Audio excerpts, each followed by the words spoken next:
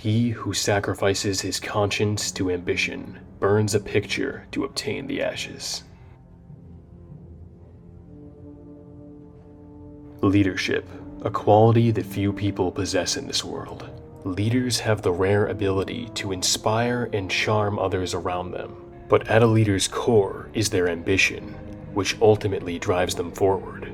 Some leaders hold a singular vision or dream close to their heart and will sacrifice anything to achieve it. But none exemplify these characteristics more than Griffith, the natural leader of men and the personification of ambition, and Erwin Smith, the inspirational commander and tactical genius. Both of these men are extremely similar, being natural-born leaders and acting as an anomaly in their worlds. These characters are both multifaceted leaders that are extremely similar to one another. Both Berserk and Attack on Titan address the many different facets that are present within humanity. But both Griffith and Erwin are special. They emanate power and make up all of the qualities of a great leader. These two characters are primarily motivated by their dreams. These dreams help fuel them, and they pursue it for their sake and no other. And due to these characters' numerous similarities, I could only help but ask the question, if the roles were reversed and Erwin was in the Berserk universe, would he have made the same sacrifice as Griffith? Now, in order to answer this question, I'm going to have to do a deep analysis of these two characters. I'll be looking at how these characters both compare and differ, from their personality traits to their battle tactics to their leadership abilities, and what dream they strive for and what actions they take to achieve it.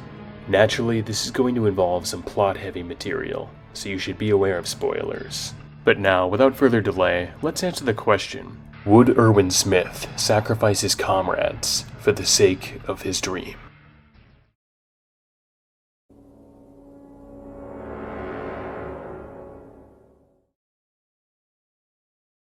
Even at a young age, Erwin Smith stood out from the crowd. His inquisitive nature always left him questioning the world around him. This desire for knowledge led Erwin to ask his father a simple question. "Sir, how do you know for sure there's nobody on the other side of the walls?" Acting with vigilance, Erwin's father brought his son off to the side and explained a theory that would change Erwin's perspective of the world as he knew it. Being young and naive, Erwin failed to grasp the magnitude of the information at which he had just received, and so he foolishly shared this knowledge with his fellow classmates. Erwin overshared this information, and it wouldn't be long before the military police caught wind of this dangerous theory. And due to Erwin's lack of foresight, his father was ultimately killed at the hands of the military police. And this was a turning point for Erwin Smith. He was overcome with grief, but it cemented his resolve to prove his father's theory true. I believe Erwin was so driven to pursue this dream because it kept him attached to the memory of his deceased father. It's quite possible that Erwin felt responsible for his father's death, and therefore felt obligated to prove that his father's theory was true. And it was at this point that Erwin's dream was finally awakened, his dream of understanding the world. And this dream happened to coincide with one of Erwin's other desires, and this desire was to liberate humanity from the grip of the Titans. Erwin internalized these dreams deep within his heart, and they became his main motivation, his reason for living. But Erwin would soon come to realize that no dream could be achieved without some form of sacrifice.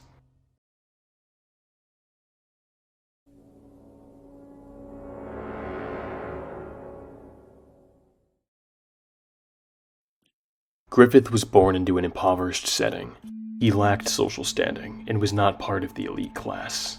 Griffith was but a commoner in a dark and unforgiving world, forgotten entirely by society.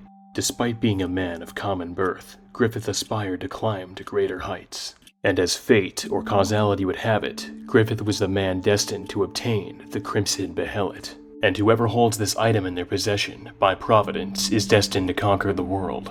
This prophecy, combined with Griffith's ironclad will, pushed him further to obtain his ultimate dream. And this dream was that Griffith would obtain a kingdom of his own. To make this dream realized, Griffith would have to overcome any obstacles in his path. He would have to bury his emotions and endure both physical and emotional pain. And naturally, along his journey, Griffith would have to make many sacrifices. Now it should be noted that Griffith's dream isn't heroic or valiant by any stretch of the imagination. He pursues it for his sake and his sake only. Griffith never states that he wants this kingdom to help better the world.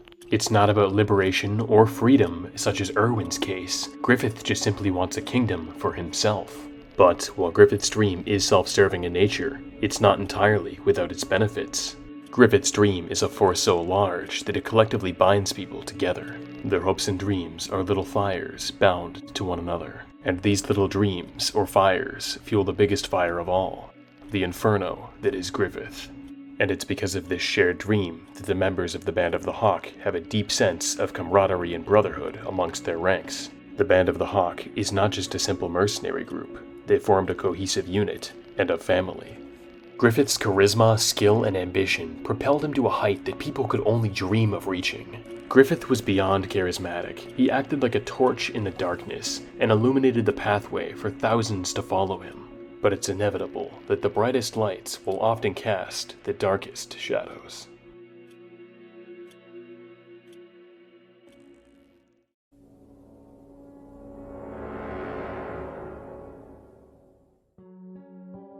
Both Griffith and Erwin exude confidence. They are the personification of charisma. Their personalities are magnetic, and people flock to stand at their side. Erwin and Griffith are both respected and admired by their followers. Their presence alone holds dominion over thousands. They effortlessly draw others in, and these two individuals are extremely ambitious. And this ambition can spark both fear and respect from their followers. In Erwin's case, look no further than someone like Flock. Flock hated Erwin as a person, but respected him as a commanding officer. Flock went so far as to even call Erwin a devil, but he was able to understand that a devil like Erwin was necessary to combat the threat of the Titans. And it's here we can see a duality of both hatred and respect on full display, and all of this stemmed from Erwin trying to achieve his dream. On the other side of the spectrum, look no further than people like Hanshi and Levi. These two were specially appointed by Erwin and served him for many years. But in particular, Levi's relationship with Erwin is especially interesting. Levi doesn't listen to orders, and he doesn't respect authority, yet he still listens to and respects Erwin's commands. And I believe this is because Erwin isn't simply Levi's commander, he's also his friend. In Levi's eyes, Erwin stands as a symbol of hope for humanity. These two both have a mutual trust and strong respect for each other. Levi puts his trust into Erwin, and even accepts many of his unorthodox battle tactics. And Erwin saw promise in Levi, recruiting him into the Survey Corps. Erwin went so far as to entrust Levi with the possession of the Titan Serum. And this action alone shows just how much faith that Erwin had in Levi. It's quite evident that both of these characters understand each other, and there's a deep-rooted mutual trust seen between them. Here's a scene that speaks volumes about the relationship between these two characters. この世の真実が明らかになる瞬間には、私が立ち会わなければならない。それがそんなに大事か。てめえの足より。ああ。人類の勝利より。ああ。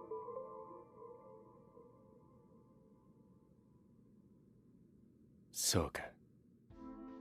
As you've just seen, Erwin just told Levi that his dream, or the truth, is more important than all of humanity. Despite this self-centered dream, Levi still supports and follows Erwin's best judgment. Now this scene is of paramount importance, because it does show that Erwin cares more about his dream than the sake of humanity. It shows that Erwin is willing to make whatever sacrifice necessary to achieve his dream, and if he loses most of humanity in the process, then so be it. However, Erwin is not heartless, as he feels remorse for the many soldiers that have fallen under his command. But death was always going to be inevitable when confronting the Titans. Freeing humanity has its costs. Former commander Keith Shadis knew this all too well. Unable to handle the pressure, he bestowed Erwin with the rank of commander. It was at this point that Erwin took the reins. He displayed dauntless courage as he took his men into numerous battles. And these battles put his men into hopeless situations where many of them lost their lives as a result of Erwin's strategy. And yes, you might not agree with Erwin's methods, but you can't deny that progress was being made as a result of Erwin's actions. And it should be noted that Erwin was just as scared as any of his soldiers. He even admits to Premier Zachary that he doesn't want to die. And yet despite this, Erwin puts his life on the line numerous times in the series, showing courage of the greatest magnitude. He even tells his soldiers not to worry about him, stating that he's replaceable. Erwin is a man so inspirational that he tells his soldiers to look death in the face and march towards it. And all of them, knowing they're likely to die, follow his orders anyway. But this poses a question. Are these actions being taken for the sake of humanity, or for the pursuit of Erwin's dream? And the truth remains that the blood on Erwin's hands was created by him chasing after his dream. When Erwin is reflecting on the many soldiers that have died, he admits to himself that he was fighting for his own sake. Erwin simply states, "I alone had dreams of my own." And this is the burden that Erwin Smith shoulders throughout the majority of his life. Deep in Erwin's subconscious, he knows that the soldiers sacrificed under his command were not done so for the sake of humanity, but for his self-centered dream.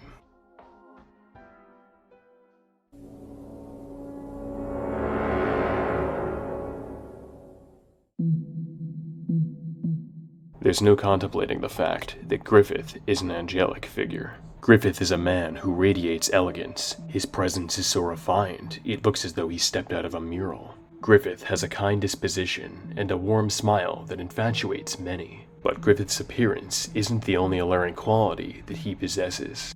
Griffith is naturally skilled, showing his proficiency as a brilliant tactician, a cunning and sly politician, and of course, a steadfast scholar with an array of knowledge on a wide variety of topics. Many people are taken in by the strong personal force that surrounds Griffith.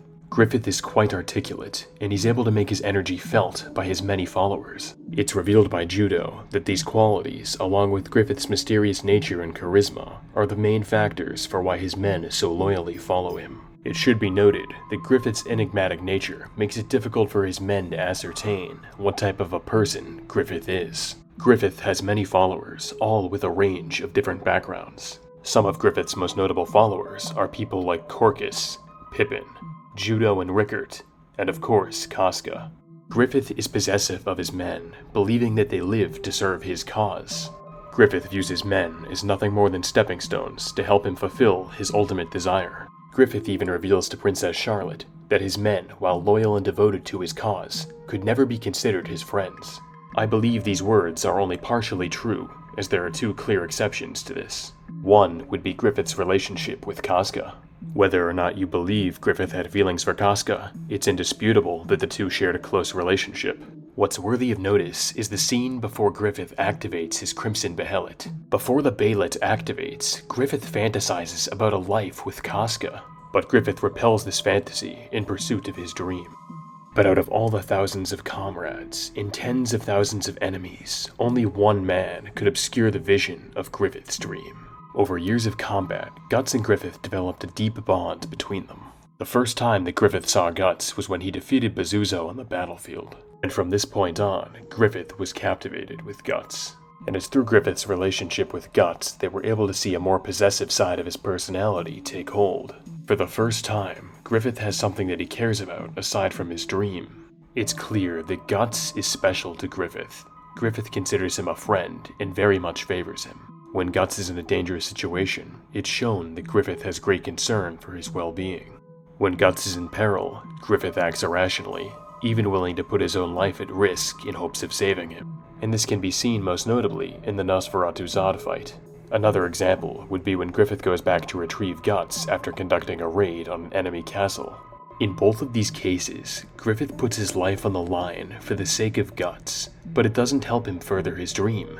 Guts does not meet the definition of what Griffith considers to be a friend, because he has no dream of his own. Yet despite this, Guts is Griffith's one and only true friend. Just as Griffith has Guts, Erwin has Levi. These two leaders heavily rely on their second-in-commands, and it's easy to see that they wouldn't be the leaders they are without them. But now, getting back to Griffith, it's clear that he holds his dream in the limelight and values it far more than the lives of his comrades. The Band of the Hawk was just a means for Griffith to achieve his goal, but this doesn't mean he didn't care for them. Both Griffith and Erwin show remorse for the soldiers that have fallen under their command.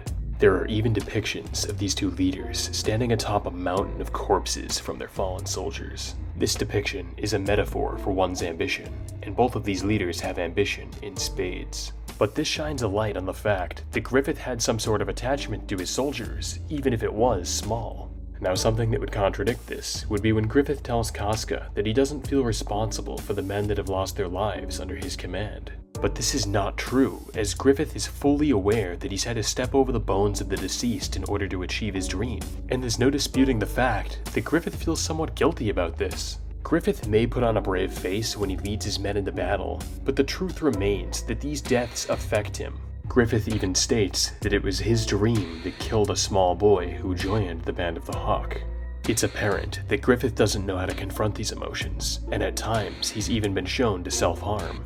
And it's because Griffith refuses to give up his dream that it can weigh heavily upon him. But in Griffith's eyes, the deaths that accompany him are necessary and are what must be done for the pursuit of his dream.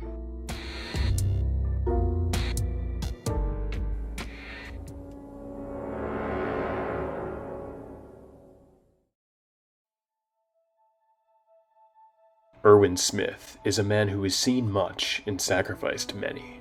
Everyone in life is motivated by something, and Erwin is no exception. Kenny Ackerman, in his last moments, states that people in life had to be drunk off something to keep them moving forward. And Erwin Smith is drunk off the dream he shared with his father. Erwin vigorously pursued this dream and unflinchingly sacrificed many things in hopes of achieving it. It's even shown through a conversation with Niall that Erwin at one point had a love interest by the name of Marie. But despite loving this woman, Erwin let this relationship fall to the wayside in pursuit of his dream. He was willing to sacrifice his personal satisfaction and love for the sake of his aspirations. Erwin is a man so motivated, so driven to pursue this dream, that he would cast aside his own very happiness. The prospect of settling down with the love of his life was not enough to quell his desire and satiate his need for the truth. Erwin has sacrificed both life and limb to pursue this dream. And when I say this, I am speaking literally, not figuratively, as Erwin sacrificed his own arm to get closer to his goal. And yet despite losing his arm, he doesn't falter for a second as he yells at his soldiers to go recapture Erin. Erwin's conviction is so dangerous that it's easy to see how he could be considered a devil for humanity. The tactics that Erwin utilized as a commander were alarmingly dangerous, but you can't deny that progress was being made. Even though Erwin's actions taken were in pursuit of a self-centered dream, they still benefited humanity.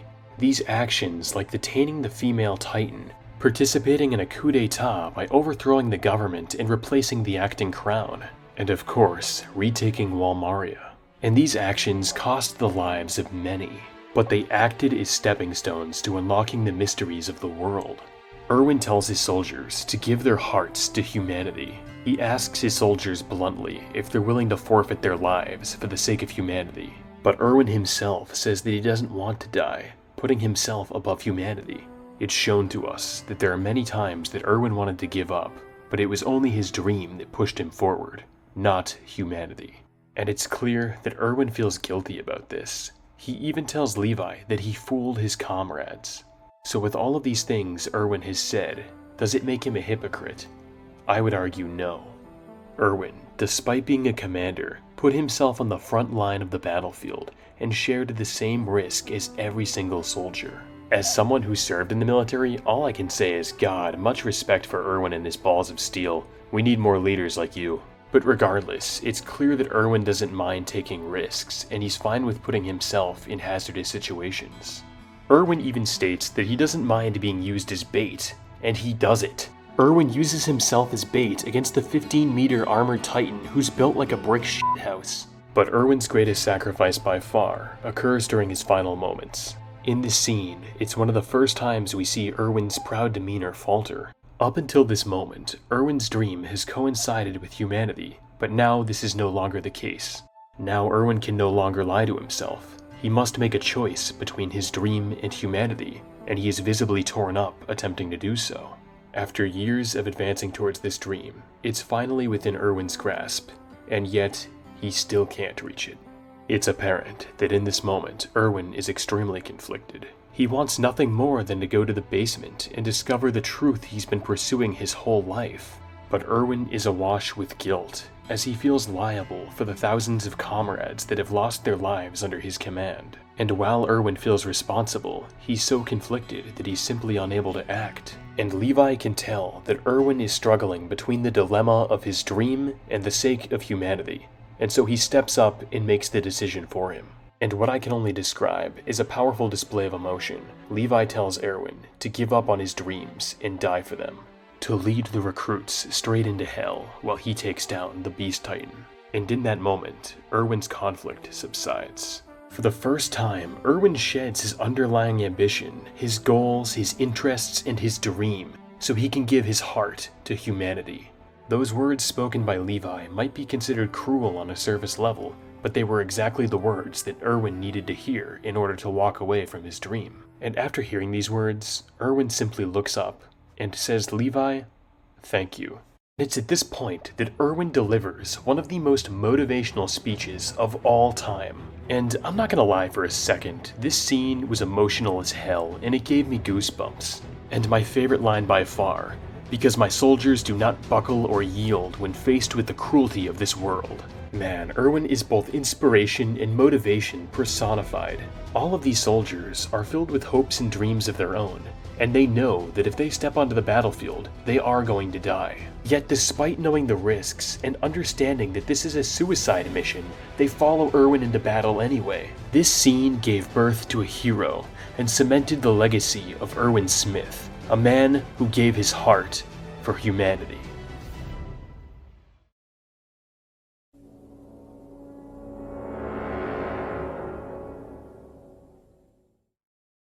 In Erwin's last moments, he performed a noble self-sacrifice, giving up his own interests for the advancement of humanity. But while Erwin's last moments were entirely selfless, Griffith's last moments were completely selfish. These last actions taken by Griffith as a human expose the person he truly was, a man who is completely willing to sacrifice anything for the sake of his dream. But this should come as no surprise, as Griffith has been making sacrifices throughout his entire life. The eclipse is merely the accumulation of Griffith's life, full of conflict, death, and sacrifice, all of which was carried out due to Griffith's selfish desire to have his own kingdom. Yet, it shouldn't be stated that Griffith doesn't have a conscience of any kind.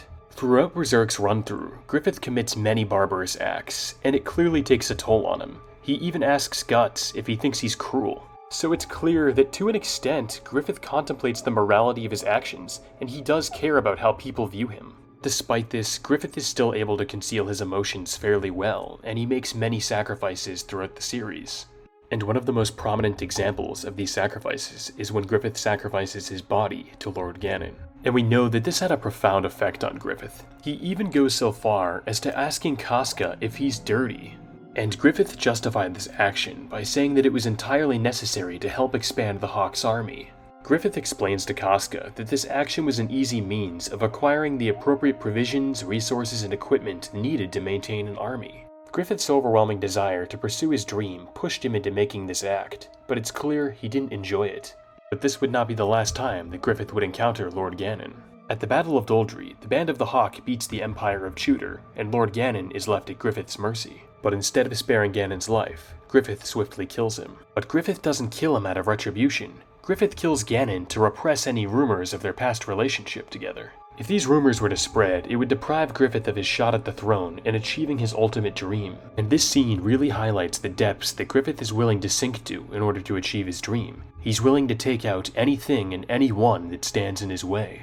Griffith even goes so far as to kidnapping Minister Foss's daughter and using her as a hostage. And this way, Griffith can gain the information of which nobles in the court were conspiring against him. Griffith is a meticulous planner, and when he's done with the kidnappers he hired, he has Guts kill them to tie up any loose ends and avoid being blackmailed. When Minister Foss tells Griffith who the conspirators are, Griffith tactfully makes a plan to eliminate all of them. And one of these conspirators was the Queen of Midland herself. But Griffith makes quick work of her, as the room is set ablaze and she burns alive, all the while Griffith is eagerly watching. However, it could be argued that Griffith had no choice in the matter, as these people were actively conspiring against him. But we get a glimpse of Griffith's dark nature after he asks Guts to kill Julius for him. Julius is second in line to the throne, and he made an assassination attempt on Griffith's life, so it's natural that Griffith would want to eliminate him. And Guts does so. He kills Julius, but on the way out he runs into a snafu and accidentally kills his son, Adonis. And Guts is visibly shaken from this and disturbed as a result of his actions. But when Griffith hears that Adonis was killed alongside Julius, we see no sign of remorse. In fact, he seems elated. After hearing the news of an innocent child perishing, Griffith is left smiling. In Griffith's eyes, Adonis was nothing more than an extra obstacle on the way to his throne, so he relishes in the fact that this extra casualty has put him much closer to his dream. But we can't talk about sacrifice without talking about the eclipse and the events that led up to it. As I've stated before, Guts and Griffith share a close bond between them, but this bond was broken when Guts leaves the Band of the Hawk. And it's here again that we get to focus on Griffith's possessive side, as he fully believes that Guts belongs to him, and if he can't have him, nobody can.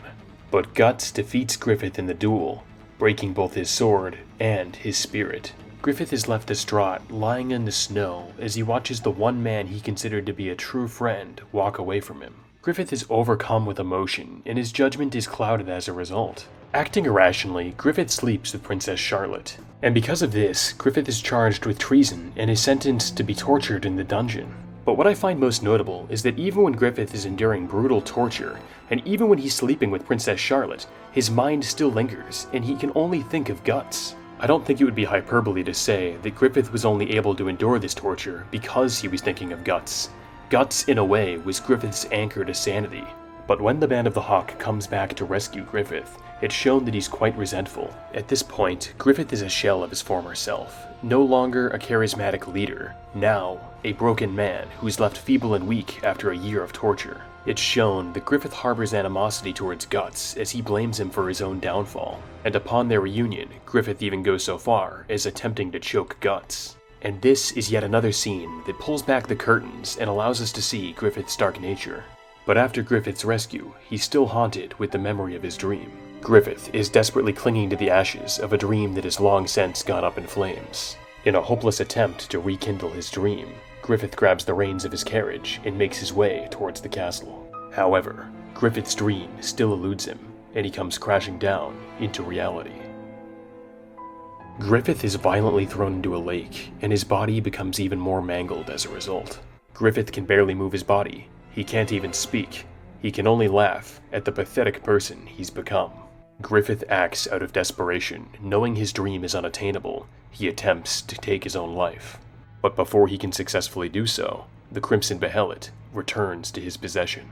And at this point, I felt genuinely bad for Griffith. I pitied his current state, and I don't believe he deserved the year of torture he received.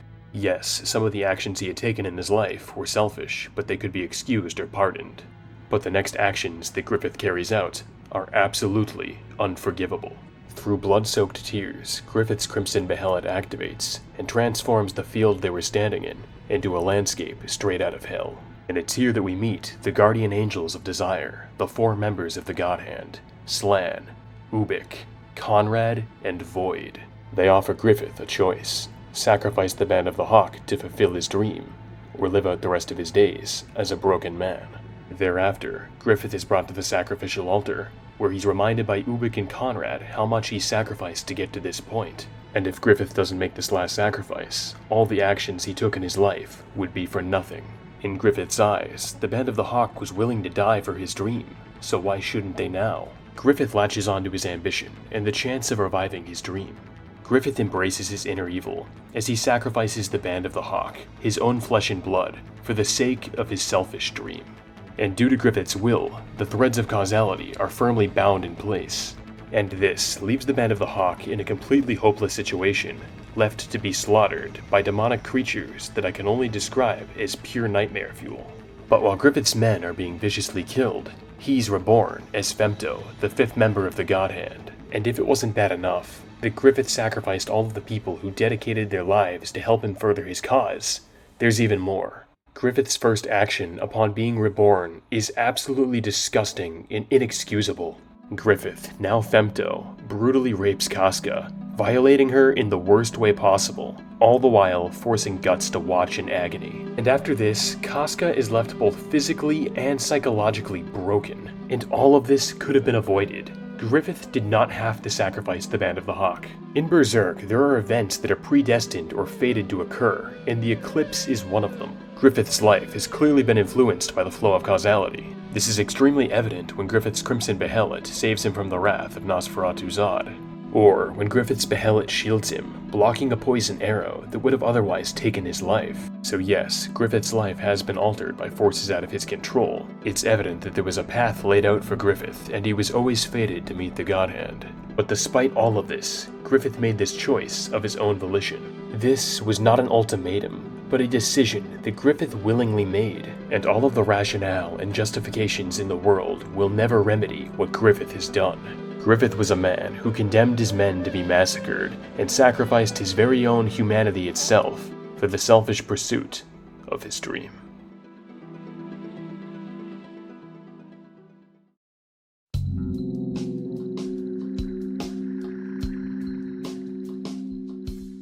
Now, from analyzing these two characters, what can we take away from them? It's clear that both Erwin and Griffith were relentless in the pursuit of their dreams, and they were willing to sacrifice almost anything to achieve it. These men held a commanding presence, and their soldiers adhered to their will, showing a duality of both respect and fear.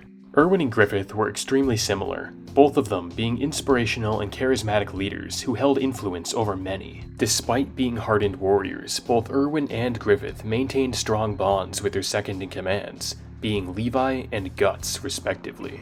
Even though Erwin and Griffith have meaningful connections in their lives, at times they can be entirely selfish in nature. But despite all of their similarities, the last actions these two characters take are what truly separates them. Erwin's last action was entirely selfless and beyond inspiring, as he gave up his own life for the sake of humanity. And on the other side of the spectrum, we have Griffith, a man whose last action as a human was entirely selfish and beyond evil, as he sacrificed his own humanity and his comrades for the sake of his selfish dream. But after comparing and analyzing these two characters, is it fair for me to say that Erwin would make the same sacrifice as Griffith? And the sad thing is, I think it's possible. From Erwin's childhood, to his adulthood, to even his final moments, all he can think about is his dream. Erwin is brought to the brink of death from his injuries, and Levi is about to administer him with the Titan Serum and save his life. But before he can do so, Erwin unconsciously raises his hand as he did so many years ago when he was a child. Erwin lies still, bleeding out. Through shallow breaths, he weakly murmurs, "Sir, how do you know for sure there's nobody on the other side of the walls?" And this shows that Erwin's mind was entirely fixated on his dream. Erwin is in a state of desire, despair, and longing for a dream that will never come true. Now these intense emotions of despair and desire fall into the parameters needed to activate a Balit. Now assuming Erwin possessed a Balit, it would definitely activate at this point, bringing him and the Survey Corps to the threshold of the God Hand. And just like what happened with Griffith, the God Hand members would proceed to offer Erwin a proposition: sacrifice his comrades for the sake of his dream. And I shouldn't need to remind you that in the past, Erwin has even stated that his dream far outweighs the benefit of humanity. It could even be argued that Erwin was never able to make the decision between his dream and humanity, and without Levi's intervention, he would have never been able to act. The fact is, Levi was the one who told Erwin to give up on his dreams and die for them, and without Levi there, I'm not sure Erwin would have made the right decision for himself. Also, we have to factor in the God Hand's influence, as it does play a part in the person making the sacrifice. After all, Conrad and Ubik were able to coax Griffith by tempting him with a vision of his dream. But as for Erwin's decision, you decide for yourselves. I've laid out the evidence to the best of my ability, and honestly, I think he and Griffith share many similarities. But what truly polarizes and divides these characters is their actions in their last moments. There's a reason everybody hates Griffith. You know how much I sacrificed? But at the end of the day, Griffith remains a slave to his dream, whereas Erwin in his final moments was able to push beyond this and fight for a noble cause, to give his life and heart to humanity. But with all of this said, please let me know your opinion in the comment section below. Do you think Erwin would sacrifice his comrades? Also, I apologize on making the video so long, but I had to do these characters justice when covering them, and I didn't want to leave much out. As always, I want to thank everybody for watching, and if you made it to the end of the video, I really want to say how much I appreciate it. This has been Shane, signing out. I'll see you all in the next video. Thank you so much.